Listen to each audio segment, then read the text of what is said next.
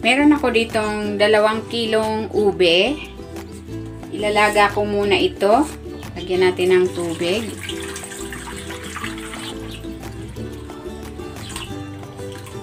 Maglalagay ako ng konting asin. Ayan, papakuluan ko muna ito at pagluto na, papalamigin ko muna at saka ko ito babalatan. Ayan, nabalatan ko na itong ube. Ang gagawin ko naman ay gagadgarin ko ito dito sa cheese grater.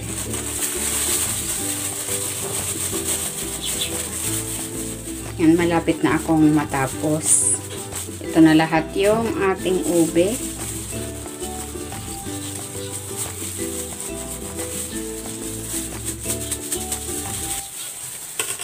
Yan, pwede na natin itong lutuin.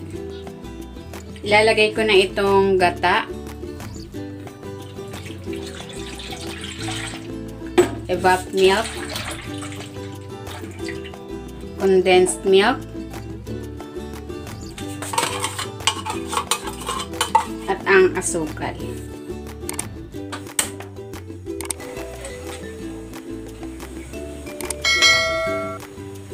Ayan, ilalagay ko na dito yung ube.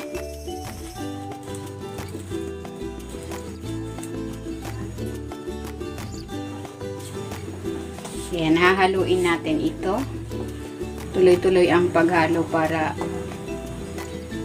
hindi kumapit yung ating ube dito sa kawali.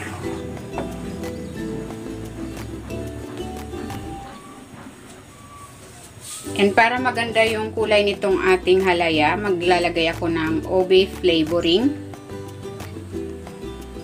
Ayan, maganda na rin ang kulay nito kasi giging violet na violet. Yung bango-bango na rin yan.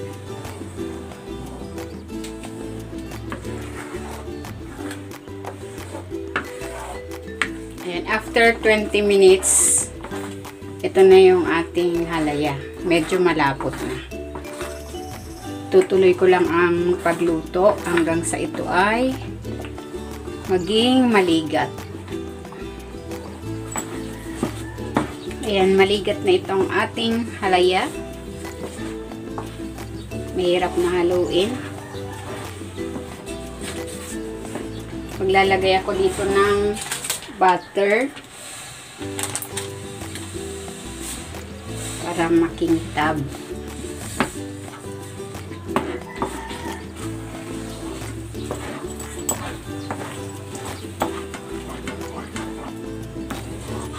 Ayan, pwede na natin itong hanguin. Ayan, maligat na. Ayan, maglalagay na ako dito sa clear pack. Sa kalahating cup ang ilalagay ko dito.